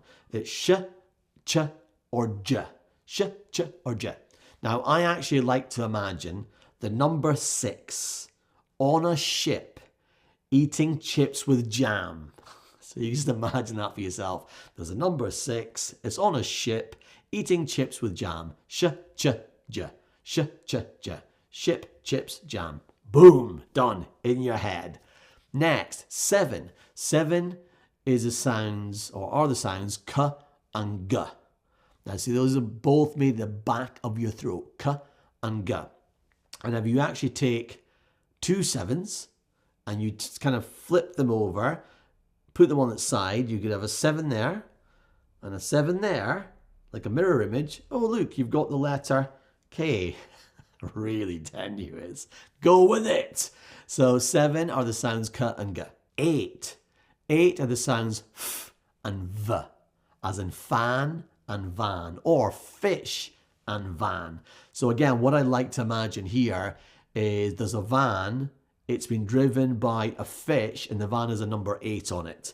So if you just visualize that, it's easy to remember this particular code. 8 van driven by a fish, V and F. And then finally, 9. 9 are the sounds P and B. These tend to be easier because they both look like balloons on a stick. 9, P and B. Flip them around, they all look kind of similar. So there you go. Now you're going to have to watch that a few times, run it through a few times. You'll start to become familiar with the code. But the code is essential because once you crack the code, you can then start to create a vocabulary, a dictionary of numbers in your mind, which enables you to memorize huge amounts of numbers, stats, data, statistics, whatever it is for you. Now, in order to create numbers memorable, we need to turn the numbers into words. And this is where the secret sauce comes in, because we've got this code, but then A, E, I, O, and U, all the vowels have no value. And then W, H, Y, Y has no value. So vowels and W, H, Y have no value. This allows us to create words. Let me break it out for you. Let's imagine the word net. Net would be 21 because the N sound is 2. E has no value and T is 1. So the word net is the number 21. 39 could be the word map because M is 3 and P is 9. A has no value. You see how this works? Fan could be 82 because F is 8 and N is 2 and A has no value. And so essentially what you end up doing here is building a vocabulary of images from 00 up to 99. And you end up creating this visual matrix. Now, when you first see this, you might freak out a little. You might go, what? How do I do this? Is it all making sense? Watch this a few times and it should start to click. Now, the reality is this is probably going to take you a week, maybe a couple of weeks to really kind of get in your head. Interestingly, I was in a live session this morning with a 9-year-old and I told her about this secret code that existed to create pictures for numbers. And she was like, tell me. She literally consumed this phonetic code in like 20 minutes. And then she went and memorized like 20 digits in her head. It was really crazy. And what was interesting to me, it was her levels of motivation. This 9-year-old was like, I need to know the code. It was crazy. And so what I would say is that motivation does play a factor here. But if you practice this, you will get this in your head. You will get this code in your head. So now you have this matrix. These 100 pictures from 00 to 99, you can take it into the real world. So let's go back and think about our memory palettes in Trafalgar Square. Now, what you've actually memorized here are the stats of one of my startups. This was back in October 2019. It was a game, it was a startup called Blink. It was a live streaming game show. And we used to go live and run these quizzes for GCSE students to help them prep for their exams. And the numbers you can see, or the pictures you can see in Trafalgar Square, were our monthly numbers, the key numbers. So beef, you can see beef over there. That was the number, and maybe you can work this out for yourself, 98, because B and F, 98. Now, it wasn't £98. This was actually the cost per install. So when I see that beef picture, what I say to myself is, what does that mean? And I go, oh, that means the cost per install, and I say it's 98 pence. Now, I know it's not 98 pounds because my common sense tells me I would have been out of business in a week. So it wasn't that expensive. It was 98p, which was actually very, very good. And then we come down to the chair, and this represented 64%. And this was actually our week 1 retention. 64% of users came back. And then we have the chair. So this represented 64%. And this was actually our week 1 retention, the amount of users that came back in the first week after they had played. Over in Gap, this represented 51%. So lead, 51, D. And this was a month 1 retention. So after a month, 51%, like over half our users, came back and played again. And then we had the rest of it, the monthly active users, the weekly active users, the daily active users. Now what you'll see here for the last 3 digits is we have monthly active users, weekly active users, and daily active users. And actually, when you think about, let's say, look at that last picture, the milk, I haven't used a 2-digit number. I've actually used a 3-digit number. So I've used the phonetic code to create a whole new word. So milk, k, is 357. 357 daily active users. So listen, I know when you first see that stuff, it can feel a little complex. So you really need to chunk it into different steps. Start with the phonetic code. And once you're comfortable knowing the sounds from 0 to 9, then you can start building out your matrix. And maybe you just do 10 digits at a time. 00 up to 09. And then you do 10 to 19. And you just slowly start to build these things up. In fact, you can use the chain method to memorize the images from 00 to 09. Just create one chain. This is going to help you hold them in your mind. 10 to 19, etc., etc. And then what you can do is you can start putting it into practice. Take a 20-digit number. You can take a 20-digit number and you can just start to step 1, see if you can not even memorize, but just turn this number into pictures. So you can decode the number. And once you start to get good at that, then you can practice memorizing numbers. By the way, this is a fantastic working memory exercise because you've got to sustain focus. It's going to help you with your focus and attention. You've got to manipulate information in your mind. This is a fantastic memory workout.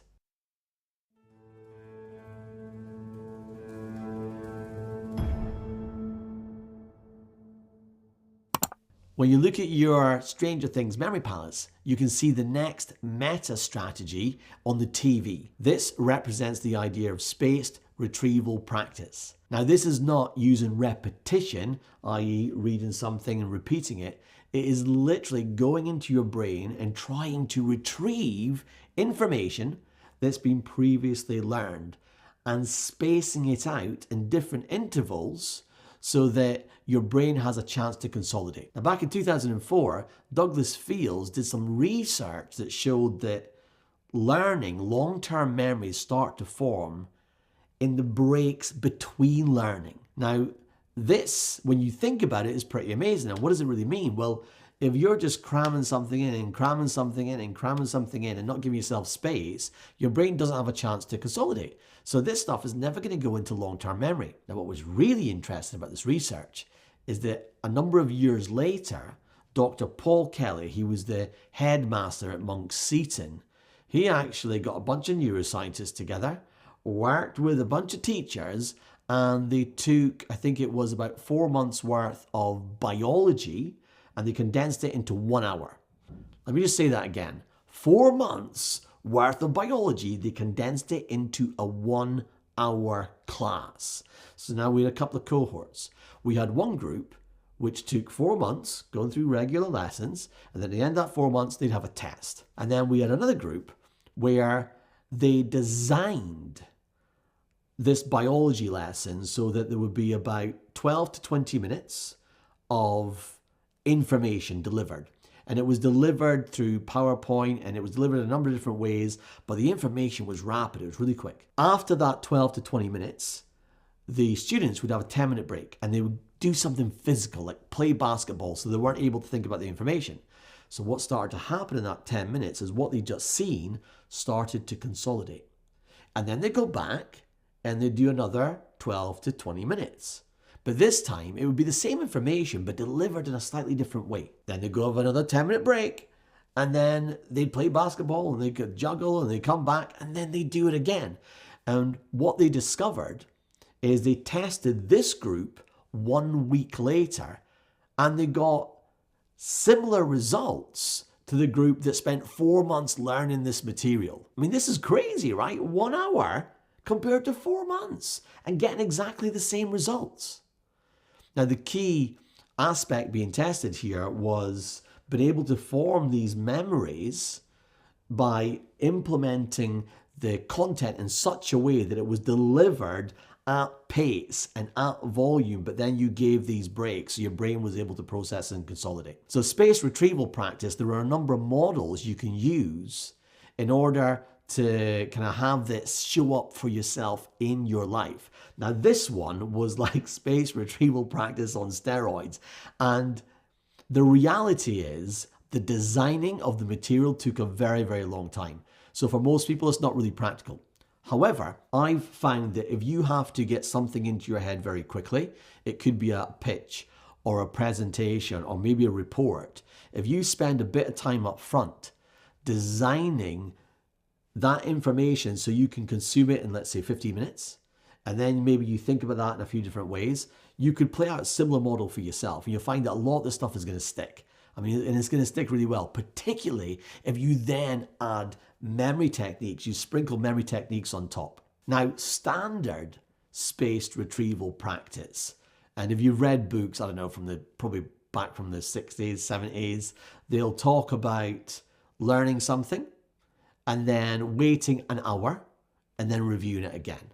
Okay, that's useful. And then waiting a day and reviewing it again. Waiting maybe 3 days and then reviewing it again. Waiting a week and reviewing it again. And you'll see lots of apps which are either language learning apps or something like Anki, for example, which is like a flashcard app. They will employ spaced retrieval. It will kind of be built into the system.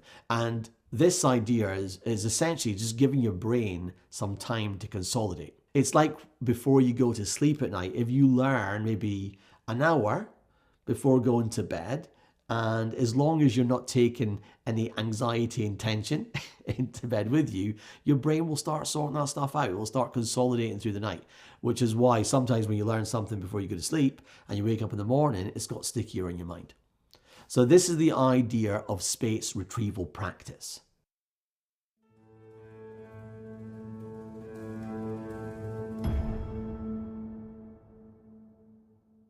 Now, when it comes to the retrieval part of spaced retrieval practice, there are many different ways that you can do this. However, one of the ingredients is there actually should be some effort involved. In fact, the harder it feels to retrieve something, the stronger that connection is going to be. So let's use a tangible example. Let's say you read a book. You read a book and it's a factual book and you really want to get some of that stuff into your head. After you read it, what you want to practice is retrieving the information. And so there's many different ways to do this. Some of my favorites would be just making some notes. So if you just like to make bullet point notes, you could just start to make notes.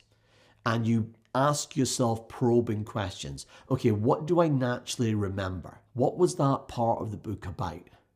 What were the interesting things? What could I use? Now, by probing in this way, your brain starts to search. You'll find that you'll actually remember a lot just by asking the right questions.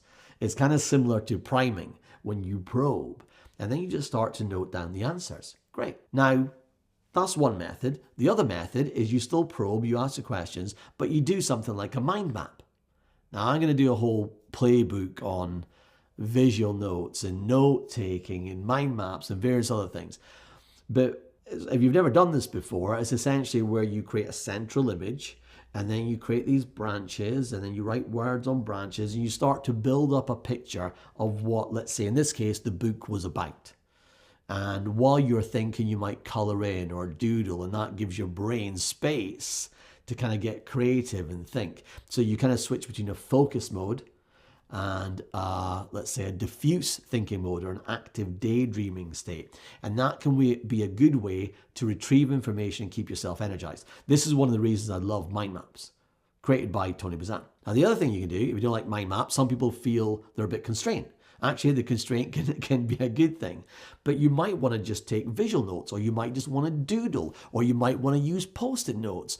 What you definitely want to do at some point is verbalize. And this is really the idea that if you kind of explain it to a 6-year-old, you don't understand it yourself. And so the real test of any retrieval is being able to verbalize it. Say it in your own words, because then what you do is you are really tapping into the meaning. You know that you understand this stuff.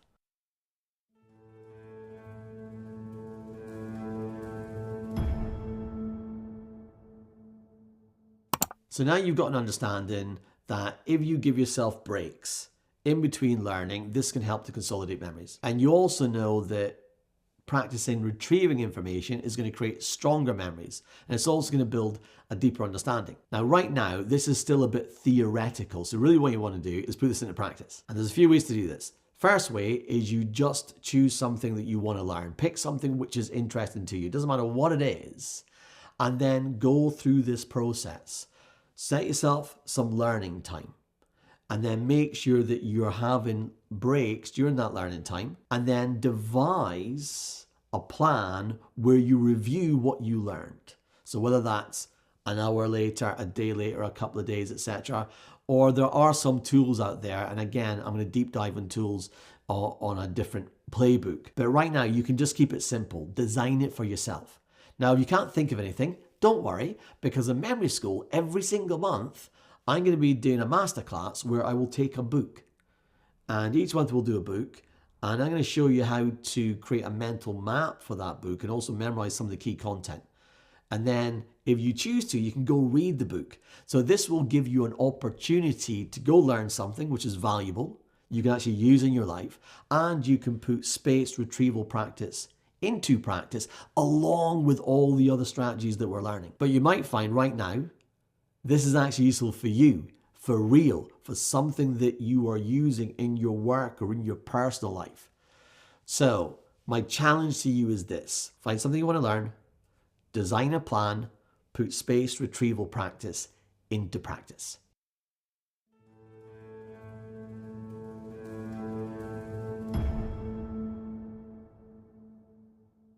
Many years ago, I was an actor. I was an actor for 15 years. It's a pretty long time. From the time I was 16 and I went to college, the time I was like 33 or 34. And when you're an actor, you tend to have a different mode of working. Your life tends to be more playful just because of what you do for a living. And actually that served me well as an actor. My levels of motivation were always super high. My energy was off the scale. I'm in my 20s. People were like, oh, you got a lot of energy. I don't always think they meant it in a good way, but it was literally off the scale. As I've got older, maybe it's toned down a little, but it's still there. I can't really help it. It's kind of how I'm built. But when it comes to the next meta strategy, I think being in the world of acting really taught me how to do this well. And it's going from having something in your head so that you know it and you've kind of rehearsed it through, etc., to really putting things into practice in the real world. And I call this act, or taking action. Actually using what you learn, because that's where the real value shows up. As an actor, this would be about going from rehearsal. So you usually have anything from a 2-week rehearsal period to something, maybe a 6-week rehearsal period, or it's a big production, which is brand new. It could be up to 3 months or potentially even longer. But essentially, when you get to performance, that's where the rubber really hits the road. And that's where it matters. And here's the thing about performance. The stakes are always higher. And when the stakes are high, what does that bring? Anxiety, tension. And what are the implications of that? Well, if you are impacted by this anxiety, you let it inside your head, it's going to mess with things, and you're going to forget stuff and you're going to become unfocused. It doesn't help. And so when it comes to using, let's say, techniques like this in the real world, what you really have to be able to do is manage your state. You have to be able to manage your state, but you also have to find places to put this stuff into practice so you can experience the value, because that's going to up your levels of motivation. And it's going to make you continue with the learning, and then you're going to create this positive upward cycle. So right now, you have a set of knowledge. If you think about the 7 meta strategies, we're number 6 here, by the way, okay? So this is act, start to put it into practice. Number 1 was priming. So my question to you would be, how are you going to put that into practice in your life, in your personal or professional life, today or tomorrow? What's this one small thing that you could do? When you think about flow, how will you incorporate that into your life? Because you can watch a video on it, you can think about it, you can talk about it, you can write some stuff down, but until you do it, you're not really going to know what you need to fix if it doesn't work. And that's the other thing.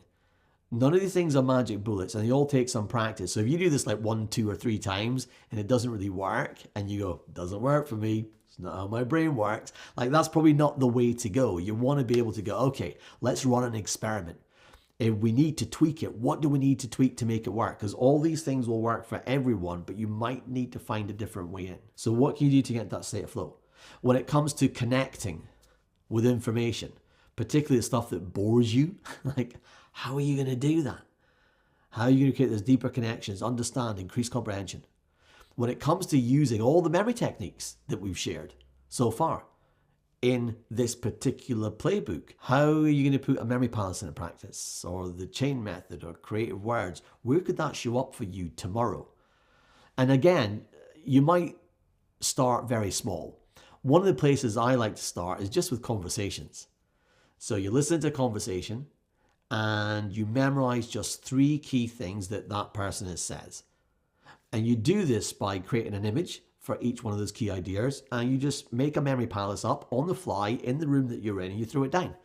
Listen, you do that for a week, you start to get pretty good at this stuff. You do it for 30 days, all of a sudden you're remembering 10 things from this conversation, or 20 things, and then you can raise the stakes, because now you take it into the meeting, which is maybe, like, it could be a board meeting, it could be whatever it is for you. We've all got different careers, right? When we look at space retrieval practice, that is more about rehearsal. But what we're doing right now with this meta strategy, act is looking for where we can get real life value, but also where we can experience what works and what doesn't, and what we need to tweak and what we need to change. So here's my challenge to you. Pick a meta strategy, or pick 2, or pick 3. I mean, it's up to you, but don't take too many because you'll overwhelm yourself. And just start to figure out, plan out, where can I put this into practice, either tomorrow or over the next week. And look, you can start small. You can just start priming, but then make that consistent. Give that a go. Memory techniques, memory strategies, I would highly recommend you find a way to put this into practice. On Memory School, we're going to be doing some memory training. So pretty much every week there's going to be something to memorize. So maybe that's all you do. You memorize a chain method, some words, or you engage with a post, whatever it is. But find a way to get some real life value from this. You know, how could it show up in your professional space, in your work, or in your personal life? That's the challenge. Give it a go. See how you get on.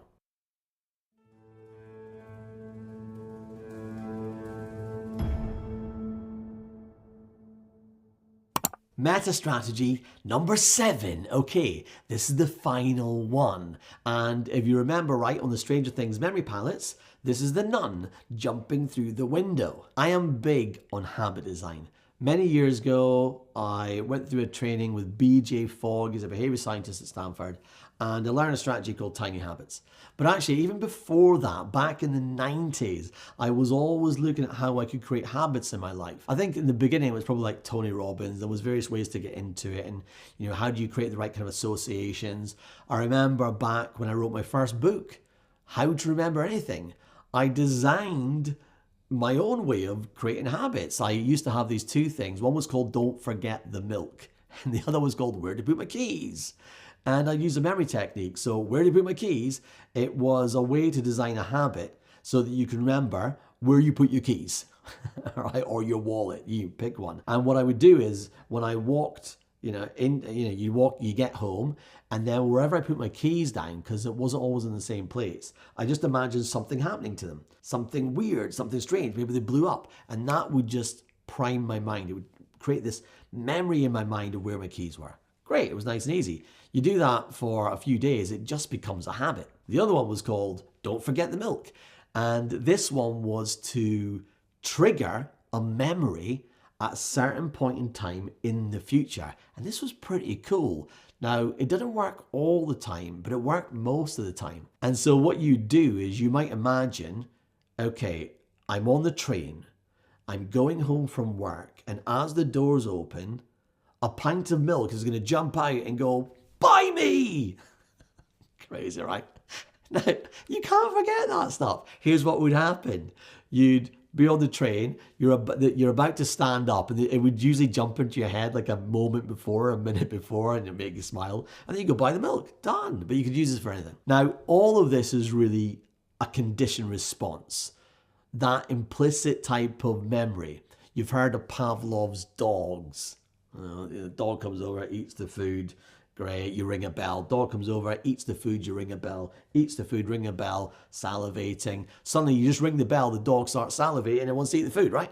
You create an association. So all of these things are creating associations. B.J. Fogg, now his method is a little bit more sophisticated than mine. However, what I would say is you can take some of the stuff that I've written about in my memory books and some of the stuff that I do, and you can add it to Tiny Habits. Now, if you haven't done Tiny Habits already, you haven't done that 5-day course, email me. I'll put a special email on this lesson here and we'll get you onto that 5-day course, because you will learn how to design habits yourself. And in Memory School, I don't dive deep into Tiny Habits. I can share a few Tiny Habit recipes, but I can take you through that 5-day program. It takes about 3 minutes a day. So make sure you do that, because it'll teach you how to design habits and how to do it easily. And when we jump on our live calls, I can answer questions on these things and we can go deep, etc., etc. You want to keep your memory sharp and you want to create the right habits in your life to do that. Now, before we unpack certain habits that you can start to look at, let's go back to the Stranger Things memory palettes. And I want you to imagine that nun jumping through the window. And I'm now going to give you a little chain story to add in. Are you ready? Just imagine what I say. The nun jumps through the window, but this time she lands on top of the bicycle. Remember that bicycle in the Stranger Things memory palettes? I left it there for a reason. Now, on top of this bicycle, right on the handlebars, is a book. And the nun starts reading the book really quickly and starts learning. But then she gets hungry and takes an apple and takes a bite out of the apple. Now, this apple is going to put her to sleep. So she falls asleep off the bike and she lands on a bed. And you can imagine the nun now falling asleep on a bed. But she falls asleep for such a long time, all these plants start to grow up around her. And then years later, all these people come and they wake up the nun and she wakes up. And then what we see, and this last image is really weird, go with it, is a brain flying into the air just on its own. So strange, that last image. So what have we got? We've got a nun coming through the window. She jumps on the bicycle. She starts learning from a book. She takes a bite of an apple. She falls onto the bed. All these plants start growing around her. All these people jump in and we've got a brain that flies up in the sky. Great. What these images represent are 7 different habits, which if you can incorporate into your life, are going to help you just to keep your mind sharp. Let's go through them one at a time. The nun jumps onto a bicycle. The bicycle represents movement. Now, this is nothing you won't have heard before, but here's the thing. When you put this in your head, you get a little primed. So the bicycle represents movement. Do you have enough movement in your life? Next, we have the book. The book represents learning. What are you learning right now? Well, listen, you're here at memory school, so that's a good thing, right? Because you're learning how to learn, but then you're also going to look for ways to put this stuff into practice. The more that you can learn, the more that you can skill up. This is going to make more connections in your brain. It's going to keep your brain growing as you grow. Next is the apple. Now, this represents nourishment. What are you doing to nourish your body and your mind? Now, I'm not a nutritionist. I'm not an expert in this area. So really, you got to look for yourself and go, look, what am I putting in my body that is keeping me healthy, that is keeping me nourished, that is giving me energy? My simple code here is, does this thing fuel me? Does it fuel me? Now, pretty much, when you're looking at some food or you're looking at a drink, you go, okay, you're going to know the answer to that. If it does, do you want to eat it? If that becomes a habit, by the way, that question, does it fuel me? Or does it do the other thing? Like if you make that habit, you'll find you're more drawn towards the things that will fuel you. Now, the nun falls on the bed. This is sleep. So much has been written about sleep, particularly when it comes to memory and keeping your brain sharp and focus and productivity and learning and everything else. If your sleep habits aren't working, this is going to impact you in so many negative ways. So getting that sleep routine sorted, getting that morning routine working is crucial when it comes to memory, when it comes to learning, when it comes to energy, when it comes to focus and everything else. In fact, I would say it is the number one priority. If you haven't got this handle, start here. It's going to be a game changer for everything else. Next, we have all those plants growing all over the place. This represents the idea of nature, getting out into nature. Now, whether that's a morning walk, whether it's an afternoon walk, whether it's something else that you do, when are you building in time to get into nature? It's a great opportunity for your brain to get into that active daydreaming state, that diffuse thinking mode where you can daydream, where you can consolidate, where ideas are going to pop up. So if you haven't got that built in, figure out where it can live in your day. And then we have all the people. Now, this is just about social interaction. Now, this might be handled for you, but if it isn't, what can you do to have more social interaction where you're able to have those conversations, you're able to play things out, you're able to be challenged and challenge other people in positive ways? Now, this last one is all about mindset. What are you doing to manage your emotional state? Now, I'm going to do a whole playbook on mindset and emotions, but to get you going on this, a great way to get started is to identify what are the negative emotions that I experience on a daily basis or a weekly basis. Is it frustration? Is it fear? Is it imposter syndrome? All these things are going to cause anxiety. They might cause you to overthink. This is going to affect this. It's going to affect your memory. It's going to affect your focus. So if this is the case, what are the habits you can start to put in place that's going to help you when you experience these feelings? Now, one of the easiest things I would suggest is prime yourself to be playful.